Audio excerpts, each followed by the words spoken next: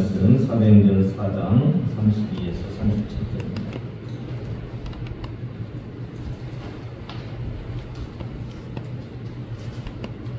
교독하겠습니다. 믿는 우리가 한 마음과 한 뜻이 되어 모든 물건을 서로 통용하고 자기 재물을 조금이라도 자기 것이라 하는 이가 하나도 없더라.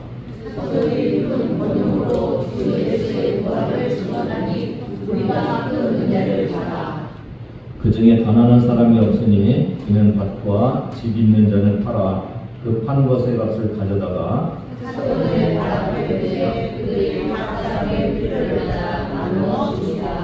구브로에서 난 레위족 사람이 있으니 이름은 요셉이라 사도들이 일컬어 바나바라 번역하면 위로의 아들이라 하니 그가 겉이 있음에 팔아 그 값을 가지고 사도들의 발 앞에 둡니다. 경남 합천 그 산골에 오두막 공동체가 있습니다. 출소자 공동체로 이제 시작을 했다고 해요. 감옥에서 이렇게 나오는 분들.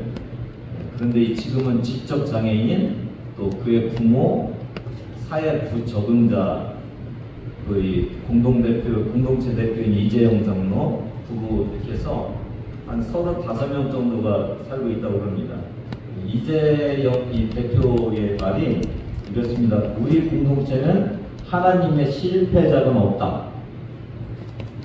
그래서 그들이 그 있는 자리에서 크게 변화되지 않아도 그 자체만으로도 행복하게 살아갈 수 있는 그런 삶의 장을 만들자는 게 우리 공동체의 목표죠. 굉장히 은혜롭죠. 하나님의 실패작은 없다. 크게 변하지 않아도 행복하게 살아갈 수 있는 것. 교도소를 3번 다녀온 김창호 씨 14년 전에 이 공동체에 들어와서 살고 있고, 또 알코올 중독과 우울증으로 아픔을 겪어온 김민재, 김미랑 부부 공동체에 들어와서 3년 전에 이제 결혼을 해서 가정을 이루고 있습니다.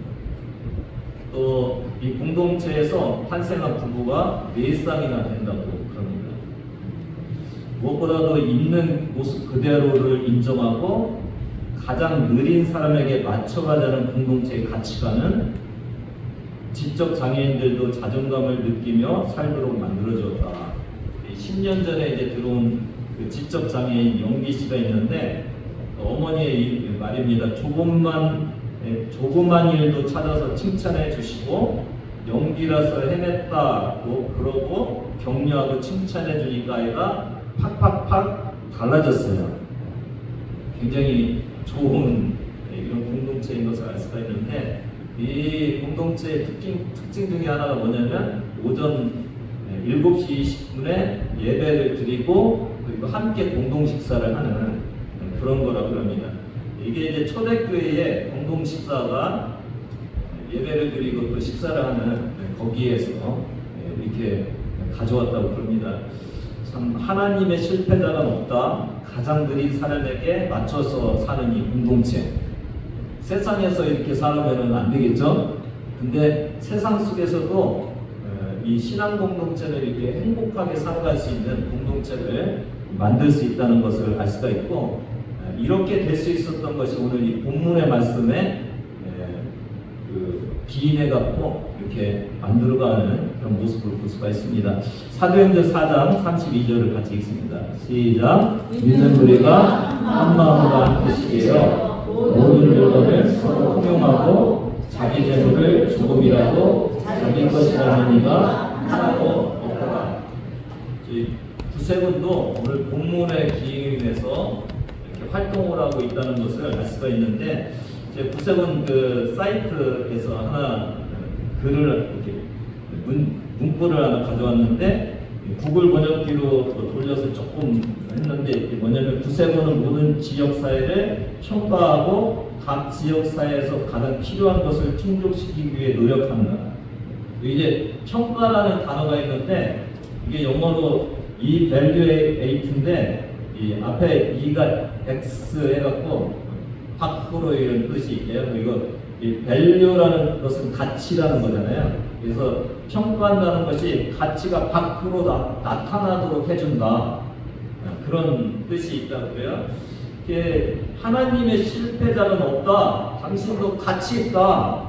이게 이제 도움을 주면서 필요한 자에게 도움을 주면서 당신도 도움받을 가치가 있고 살만한 가치가 있다는 이 가치를 드러내는 그런 모습이라고 볼 수가 있고요. 우리 선교 선언문이라고 했더니 사명 선언문도 보면은 구세군은 복음주의 교회고 성서에 근거해 있고 하나님의 사랑으로 일하는 교회다 그러면서 사명은 예수 그리스도의 복음을 전파하고 차별 없이 그분의 이름으로 인간의 필요를 충족시키는 것이다. 그래서 필요한 곳에 뭔가 제공하는 것이 구세군의 역할이고 이게 오늘 이 본문의 모습인 것을 우리에게 말씀해 주고 있습니다. 자본주의가 있고 공산주의가 있잖아요. 이 자본주의는 뭡니까?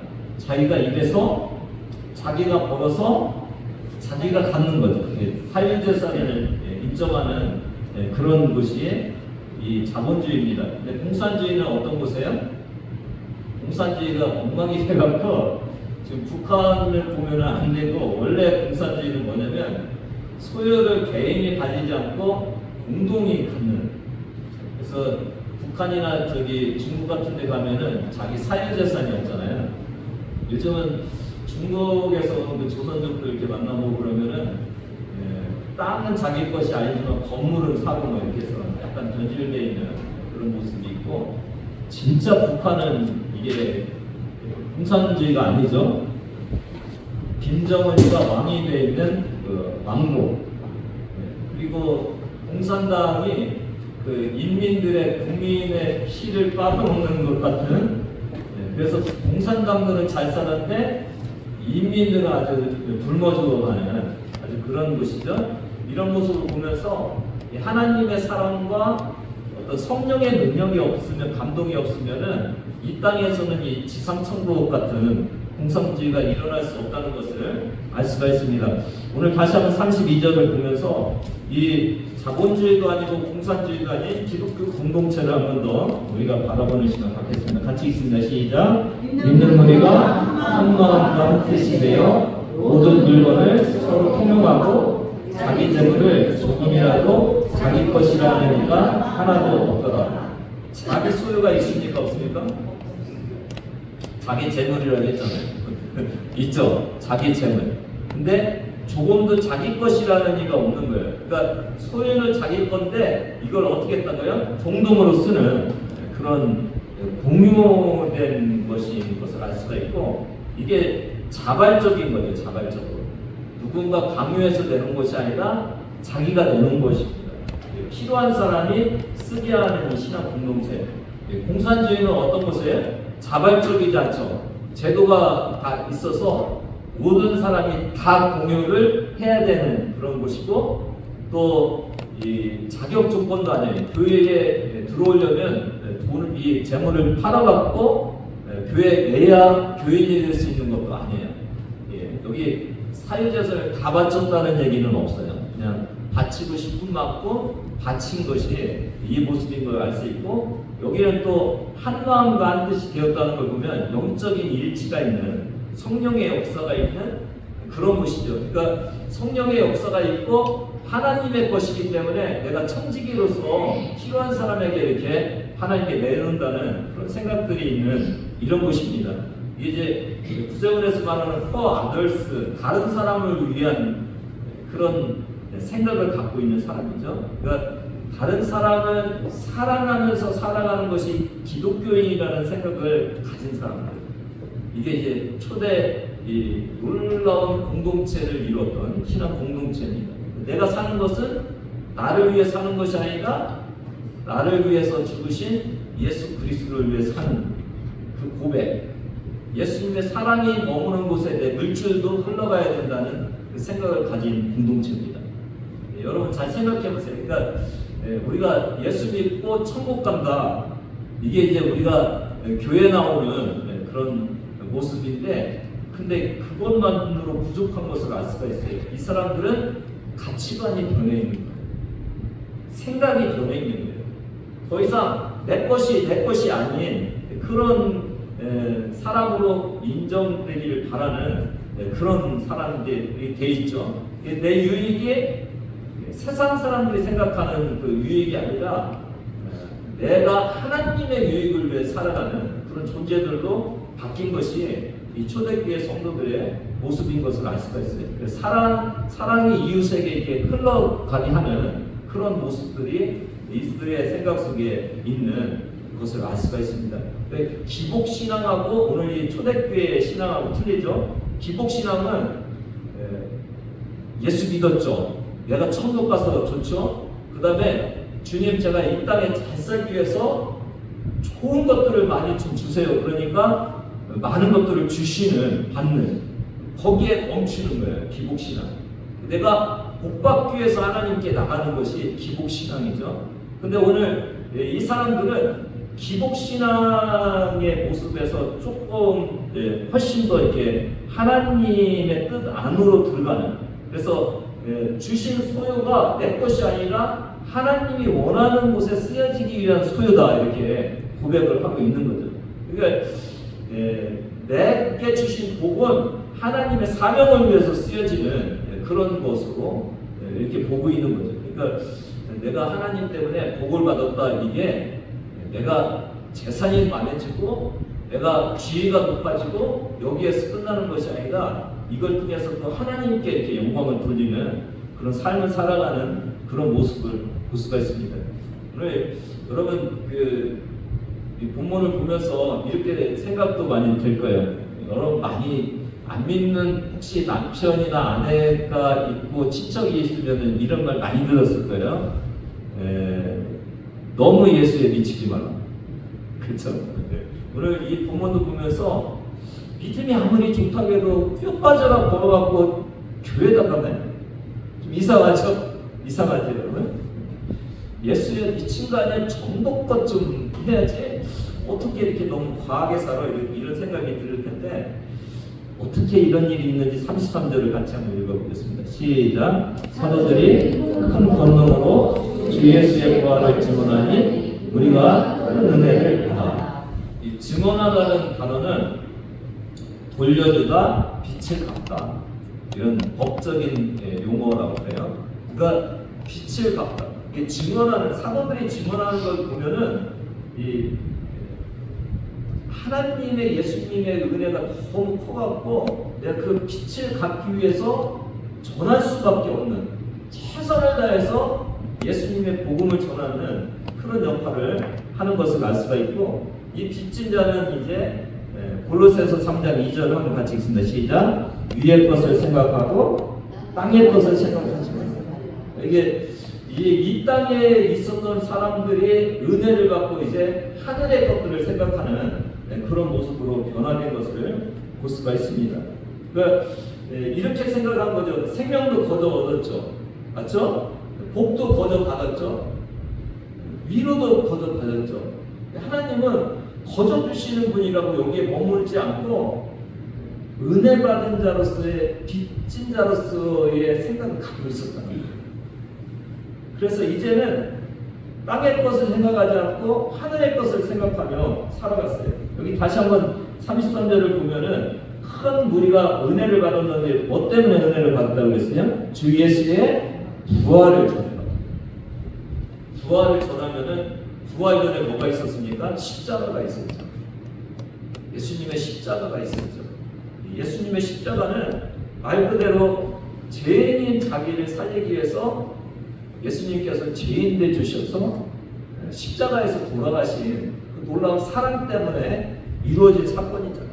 그러니까 십자가는 자신을, 우리 죄인을 위해서, 나를 위해서 주신 그 놀라운 은혜고 우리가 살아있다는 것을 알 수가 있는 그런 십자가인 것을 알 수가 있습니다. 교인들은 여기서 큰 은혜를 받은 거죠. 그러지 않아도 되는데 왜 하나님은 죄인이 피조물 인간을 위해서 이렇게 십자가에 달리셨나? 왜 우리를 이렇게 사랑하시나? 그런 십자가의 은혜가 교인들에게 있었던 것을 알 수가 있습니다.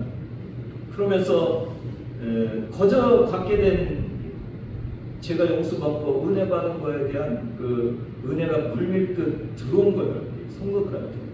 그리고 부활은 또 십자가의 희생을 더 빛나게 만드는데 이 땅에 인간의 모습으로 오셨죠. 말구육, 짐승의 밥그릇에서 태어나셨죠. 가장 괴롭고 힘든 십자가형의 형벌을 받으셨죠. 근데 하나님으로부터 또 저주를 받았잖아요. 근데 이게 마지막이 아니었다는 거죠. 십자가에 돌아가신 이 예수님은 사흘 만에 부활하신 거죠. 여러분 생각해 보세요. 희생은 고통당하고 버림받고 저주받는 것으로 끝나는 것이 아니라 희생은 부활로 돌아왔어요. 아멘? 희생은 고통당하고 버림받고 저주받는 것이 끝나는 것이 아니라 부활의 첫 열매를 맺힌 거예요.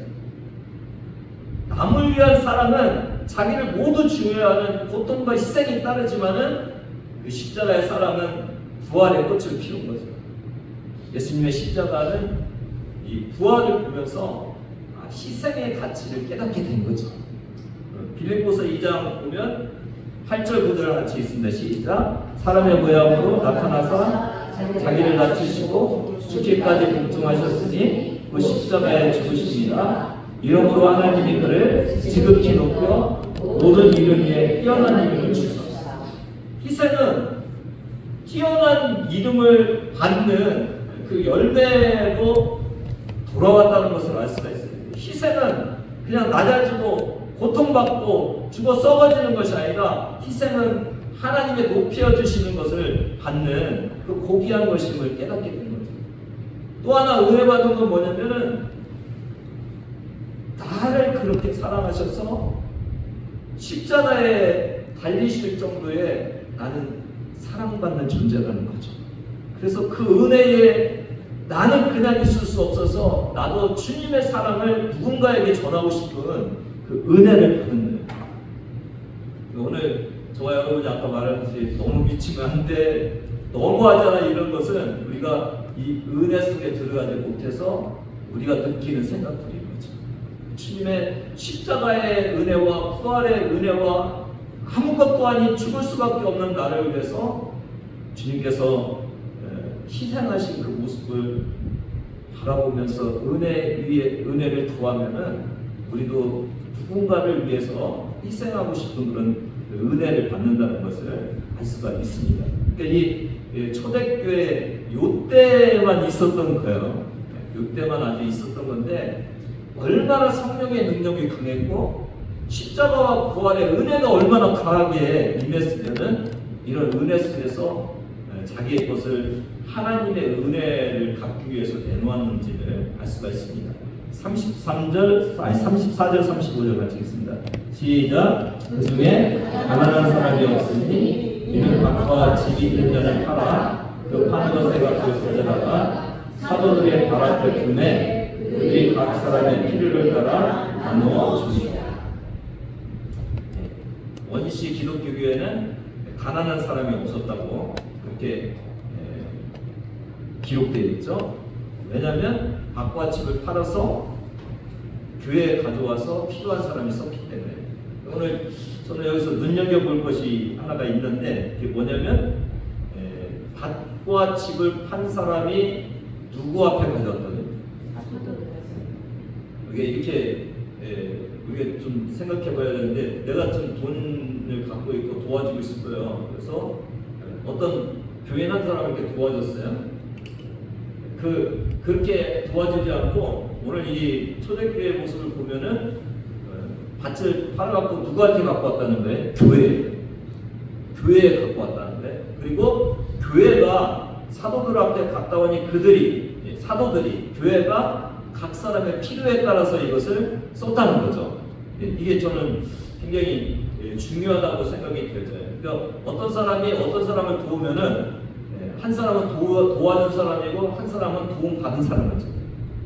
그러니까 도와준 사람은 도와줬기 때문에 저 사람이 나한테 감사해야 된다는 생각이 있을 수 있고 도움받은 사람은 도와준 사람에게 늘 감사하면서 이렇게 살아가야 되는데 인간이라는 게 그렇게 살아가기가 어려울 때가 있잖아요.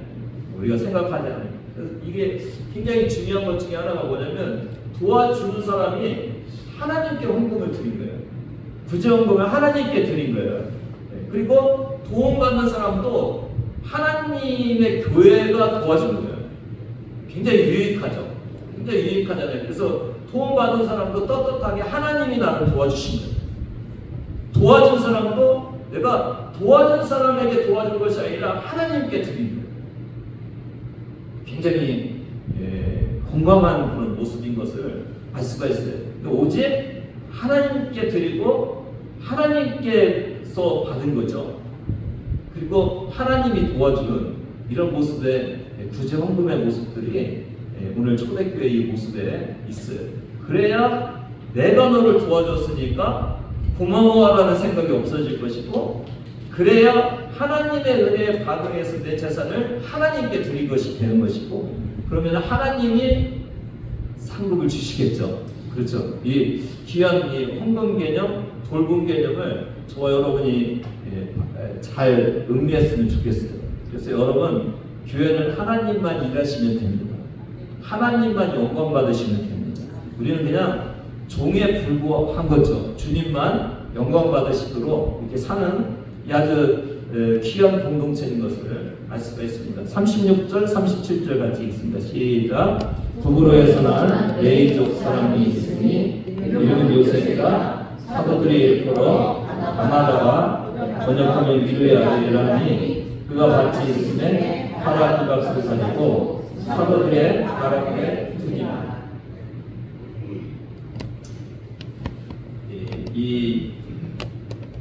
이렇게 한 사람 중에 한 사람을 이렇게 소개를 하고 있죠. 그 이름이 누구라고요?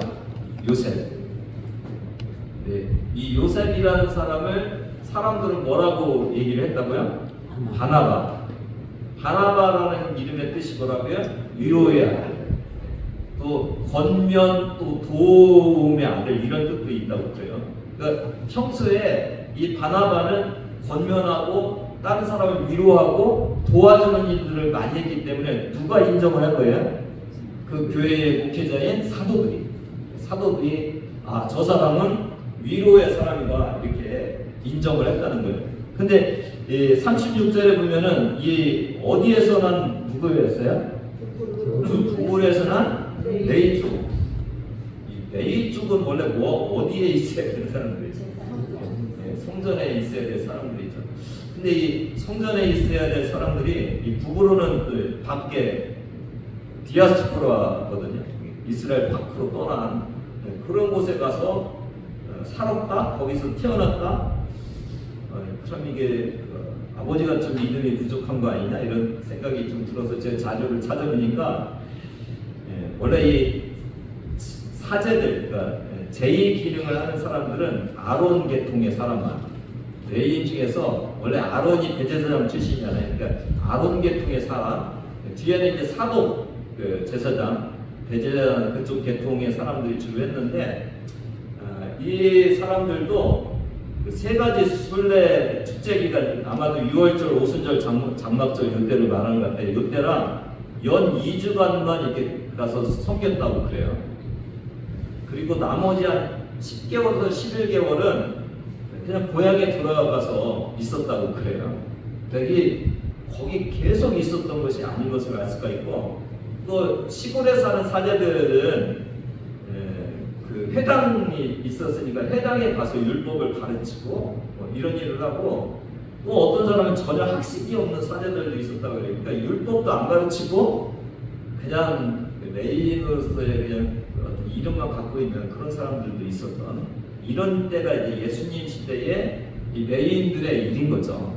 그러니까 어떻게 보면 이 레인의 직분이 좀 느슨해져 있고 그런 모습을 볼 수가 있고, 아까 그 회당에서 율법을 가르쳤다고 그랬잖아요. 그게 이 디아스포라들이 가갖고 회당들은 외국에도 많이 있었으니까 그곳에서 아마 율법을 가르칠 수도 있었으니까 그렇게 또 부정적으로만 볼 그런 일은 아니라는 생각이 들고, 이 바나바는 굉장히 부유한 지주 출신입니다. 골로새서 4장 10절을 같이 읽습니다. 시작.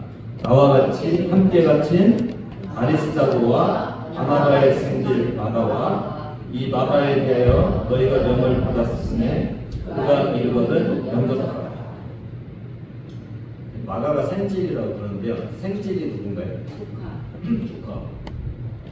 그러니까 마가의 엄마랑 이 바나바가 오빠 동생이나 뭐 누나 동생이나 뭐 이런 관계죠.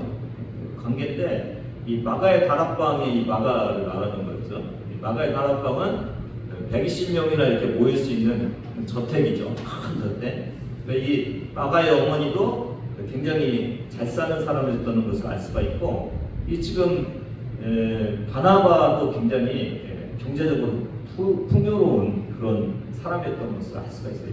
이 바나바를 보면서 여러분 이런 은혜를 받으시길 바랍니다. 족보가 레이니까 양반이잖아요. 경제적으로 부자죠. 신앙 좋죠. 아멘 하세요. 여러분 그게 신앙도 좋고 뭐라고 할까요? 그 사회적인 위치도 좋고 경제력도 가지고 있는 그런 복받은 사람이 이 바나바인 것을 알 수가 있습니다. 근데 이 당시에 좀 제가 찾아보니까 교회의 그 모습을 좀 보기 위해서 예루살렘의 그 생활상을 좀 봤는데, 이때 예루살렘의 생활상은 타인의 구호금에 크게 혹은 전적으로 의존하는 주민이 많았다고 해요. 그러니까 스스로 자기가 먹고 살 수 있는 사람보다 다른 데서 구호를 도움을 받아야 되는 사람들이 훨씬 많았다고 해요. 근데 그 중에 하나가 율법학자들이었다고 해요. 이 율법학자들이 가르치고 대가를 받지 못했다고 해요. 그러니까 스스로 뭔가 살아가기 위해 수공업자를 하고, 이게 사도 바울이 뭐였어요? 텐트 메이커였잖아요. 텐트 만드는 사람. 그러니까 이 율법을 가르치고 그래도 어떤 보상을 받지 못하는 그런 위치에 있었기 때문에 많이 그 생활에 어려운 사람들이 참 많았다는 것을 알 수가 있습니다. 그러니까 그 사람들을 돕기 위해서 이 바나바가 도움의 손길을 내는 거죠. 바나바를 또 보면 이 바나바는 누구냐면 사도행전 9장 26절 바나바를 좀 보겠습니다. 26절 27절 보면 사울이 이제 다메섹에서 은혜를 받았잖아요. 은혜를 받고 이제 예루살렘에 가서 예수님의 제자들하고 이렇게 서로 사귀고 싶은데 제자들이 어떻게 해요? 두려워해요. 왜요? 잡아서 죽이고 막 그랬던 그 이력 때문에 그러는 거죠. 이때 누가 나타나요? 사도행전 9장 27절 같이 읽습니다. 시작. 바나바가 데리고 사도들에게 가서 그가 길에서 어떻게 주를 보았는지와 주께서 그에게 말씀하신 일과 다메섹에서 그가 어떻게 예수의 이름으로 담대히 말하는지를 전하느니라. 누가 전했다고요? 바나바가 데리고 가서 사울을 제자들하고 같이 연결시켜 주는 거예요. 그러니까 제자들을 도와주고 사울을 도와주는 거죠. 이 도움의 자, 이 바나바인 것을 알 수가 있습니다. 그래서 제자들과 함께 이렇게 예루살렘 출입을 할 수 있게 이렇게 만든 거죠. 그 다음에 이제 사도행전 11장에 가보면은 환란으로 인해서 이제 흩어져 있는데 20절 보면 안디옥에 이르러 헬라인에게도 이제 복음을 전하기 시작한 거예요. 그래서 이 안디옥 교회는 어떤 교회라고요? 이방인들이 들어온 교회예요. 이 소식을 듣고 22절 같이 읽습니다. 22절 시작. 예루살렘 교회가 이 사람들의 소문을 듣고 바나바를 안디옥까지 보내고, 그러니까 이 이방인들이 들어와 있는 이 독특한, 그 당시로 보면은 독특한 교회에 바나바가 좀 도와주라고 보낸 거예요.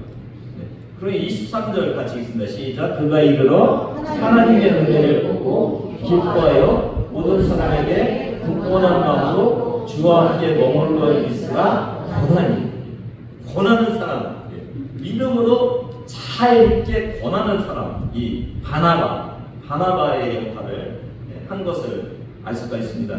24절 보면 바나바는 어떤 사람이라고요? 착한 사람, 성령과 믿음이 충만한 사람.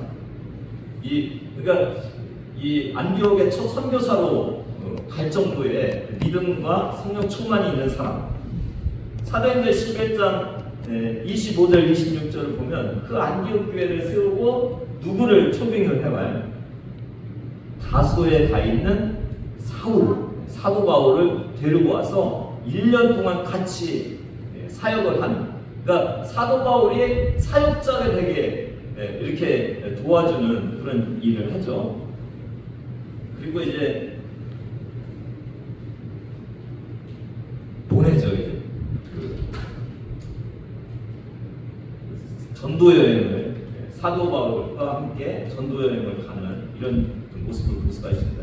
근데 저는 하나 좀 던지고 싶은 게 있는데, 바나바는 교회에서 어떤 위치에 있어요?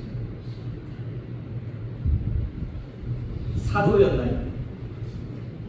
아니죠. 이때는 아닌데 뒤에 7 집사가 있었잖아요. 한 7 집사, 사도행전 6장 5절을 보면 여기 바나바라는 이름이 있나요? 스데반, 빌립, 브루고로, 니가노로, 디몬, 바메나, 니볼라. 없죠. 근데 여기 보면 믿음과 성령이 충만한 사람이라고 7 집사였는데, 아까 바나바는 성령과 믿음이 충만한 사람이잖아요. 충분히 제가 볼 때는 7 집사에도 들어갈 수 있는 그런 믿음의 사람인데 7 집사가 아니에요.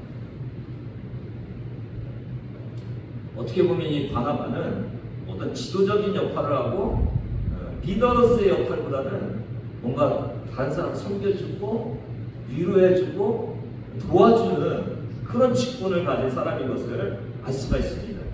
교회에는 예수님의 제자가 필요하죠. 이 지도자들이 필요하죠. 7 집사와 같이 섬기는 사람들도 필요하죠. 근데 그에 못지않게 바나바는 지도적인 위치에 있지 않았지만은 가난한 자를 도울 수 있는 영성이 있었고, 사도 바울을 제자들에게 연결해 줄 수 있는 이 중재자 역할을 하고, 헬라인들이 복음을 접했다는 것을 보면서 그 이방 교회를 세워지는 일들을 하고, 또 바울을 안디옥으로 초빙해서 사역자로 키워주고, 또 이방 선교의 현장으로 사도 바울과 같이 가는 누구 못지않죠. 12 제자 못지않죠. 7 집사 못지않게 감당해 나가는 이런 모습을 보면서 여러분 놀랍지 않습니까? 우리가 이런 모습을 보면서 우리 교회도 비록 담임사관이 있어야 되고 중립들도 있어야 되지만, 나는 담임사관도 아니고 중립도 아니지만은 그래도 담임사관과 중직만큼 존재감을 가지고 일을 해낼 수 있는 그런 바나바 같은 사람도 필요하다는 것을 알 수가 없어요. 아멘입니까 여러분? 이게 충분히 중요한 것이 아니라 내가 얼마나 하나님의 사랑과 영성을 가지고 녹여내는 그 일을 감당하느냐가 훨씬 더 중요한 것을 알 수가 있습니다. 하나님 여러분, 이 바나바 같은 사람이 되기를 주님의 이름으로 부탁을 드립니다. 오두막 공동체, 세상에 적응하지 못한 사람들을 행복하게 만드는 그 공동체, 여기에 유일한 원칙 하나가 뭐라고요? 예배의 공동체, 공동식사를 하는 공동체. 이 지상천국은 성령의 능력과 복음의 은혜를 받은 사람들이 이제는 하늘의 것들을 생각하면서 내 것을 내 것이 아니라 하나님의 것으로 인정하면서 그 공동체를 지상천국으로 만드는 그런 일을 감당하고 있는 이 모습을 볼 수가 있습니다. 우리 교회도 지상천국에 가까워지는 그런 교회가 되기를 주님의 이름으로 부탁을 드립니다. 그리고 은혜 받고 십자가의 은혜, 부활의 은혜, 이 희생은 그냥 희생하는 것이 아니고 고통스러운 것이 아니라, 이 희생은 부활로 주님이 주시는 상급으로 놀라운 베품의 그 청지기로서 다시 세워지는 은혜를 주는 것이라는 것을 다시 한번 기억하시면서 이 초대교회, 특별히 원시 공동체의 이 귀한 은혜의 아름다운 공동체 지상천국을 저와 여러분이 다시 한번 바라보시면서 은혜 받으시고, 교회가 무엇을 하고 성도가 무엇을 하고 진정으로 우리가 어떻게 살아가는 것이 아름다운 삶인지를 다시 한번 바라보시는 그런 귀한 시간 되기를 바랍니다. 기도하겠습니다. 주님 감사합니다. 이 땅에 세워졌던 원시 기독교 신앙 공동체, 하나님 이 땅에 공산주의가 세워지고 자본주의의 격차, 서로 있는 자와 없는 자의 그 불편한 관계를 해결해 보려고 했지만은 하나님 저들도 똑같이 착취하고 위에 서고 하는 하나님의 은혜와 성령의 능력이 아니면은 감당할 수 없는 그런 걸로 판명이 됐습니다. 하나님 이제는 기독교 공동체가 이웃을 사랑하고 하나님의 은혜로 반응하는 하나님 아름다운 교회들로 세워질 수 있도록 은혜 내려주시고 우리 교회가 그런 교회로 닮아갈 수 있도록 바나바와 같은 한 사람 한 사람이 되게 하여 주시옵소서. 감사드리며 예수님의 이름으로 기도드리옵나이다. 아멘. 그 아름다움이 지상의 교회로 꽃필 수 있도록 사랑을 닮아가고 주님의 은혜를 깨닫는 원시 기독교 공동체를 바라볼 수 있도록 인도해 주셔서 감사합니다. 우리는 부족하지만은 하나님 조금씩 닮아가기를 원하고 하나님 변화되기를 원하오니 하나님 우리를 도와주시고 십자가의 은혜로 부활의 능력과 그 영광으로 하나님 더 나아갈 수 있도록 도와주셔서 우리도 하나님 안에서 천국에서 이 귀한 희생과 섬김이 빛남을 다시 한번 깨달으면서 하나님의 사랑을 흘러보내는 주의 자녀들 모두 될 수 있도록 인도하여 주시옵소서.